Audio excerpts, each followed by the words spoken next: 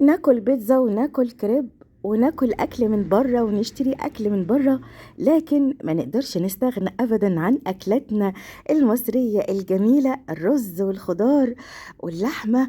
الأكلة كده اللي بتشبع وتكفي وتبقى حلوة قوي وطعمها خطير جدا، الرز مع الخضار مع حتة اللحمة كده اللي بتدوب في البق، حاجة كده حلوة قوي.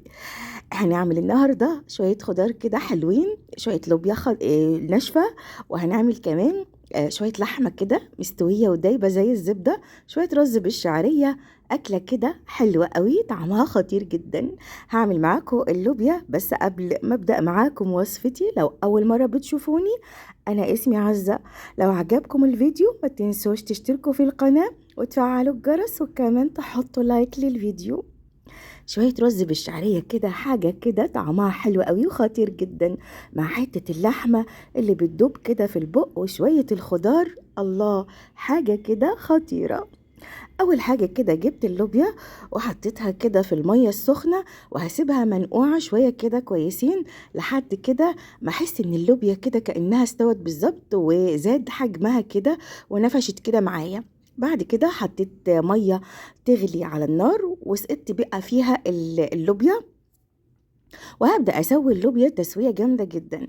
أنا بفضل إن اللوبيا تكون كده مستوية قوي أكتر من اللازم، يعني تكون مستوية قوي كده ودايبة قوي علشان يبقى طعمها حلو قوي. هنا كنا سوينا اللوبيا خلاص وبقت معانا بالشكل القمر ده. شايفين تسوية اللوبيا عاملة إزاي؟ أضغط عليها كده تتفتح كده بالشكل ده. هنا اللوبيا كانت مستوية قوي أكتر من اللازم. هنا بقى معايا الحلة، نفس الحلة اللي حطيت فيها اللوبيا تتسلق، هنحط فيها بقى بصلة مفرومة، وهنقلب كده البصلة تقليبة لحد كده ما احس ان البصلة كده هتدخل في اللون الذهبي كده، وهتبدأ كده تبقى صفرة شوية. هبدأ هنا أنزل عليها بمعلقة كبيرة من الثوم المفروم، وطبعا الثوم المفروم بيودي اللوبيا معانا في حتة تانية خالص، بيبقى طعمها حلو قوي.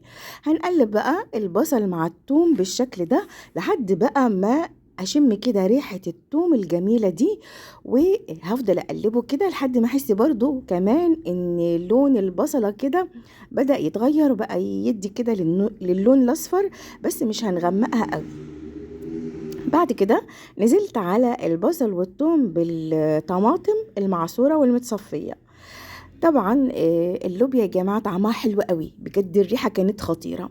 هنا بقى حطيت اللحمة اللي انا كنت سويتها وخدت منها شوربة. هنزل بقى بقطع اللحمة كده واللي كانت مستوية قوي، وبرضو هتستوى اكتر واكتر مع ايه، مع اللوبيا. هنا بقى حطيت ملح، حطيت فلفل، حطيت سكر، وهنقلب كل الحاجات الحلوة كده دي مع بعضها كده لحد كده ما تغلي كام غلوة كده. بعد كده ما عندي الصوص القمر ده بقى بيغلي كده، نزلت بقى باللوبيا بتاعتي اللي كانت مسلوقة ومستوية قوي قوي. هنقلب كده تقليبة لحد كده ما التوابل الحلوة بتاعتنا تدخل في بعضها، ونبدأ كده نسيب اللوبيا تتسبك على النار لحد كده ما تتسبك وتدينا القوام القمر ده اللي هتشوفوه دلوقتي. هتبقى متسبكة قوي، ريحتها خطيرة قوي بجد يا جماعة. اللوبيا بجد كانت تحفة، يعني بصوا خطيرة. طبعا بعد ما اتسبكت بالشكل القمر ده، هنبدأ هنا بقى ان احنا نغرف الطبق القمر بتاعنا، ونبدأ بقى نتغدى الغدا الجميل بتاعنا، الخضار واللحمة مع شوية الرز بالشعرية، حاجة كده قمر قوي. هنبدأ هنا نغرف بقى طبق اللوبيا مع اللحمة واللي كانت بتدوب كده دوبان، لحمة كده مستوية قوي بالشكل الجميل ده. طبقنا بجد خطير النهاردة، أكيد هيعجبكم قوي. هنا ده كان طبق اللوبيا مع اللحمة بالشكل الحلو ده زي ما انتوا شايفين كده. ايه رأيكم بقى في الجمال ده؟ لو وصلتوا لحد هنا ياريت بقى تحطوا اللايك للفيديو.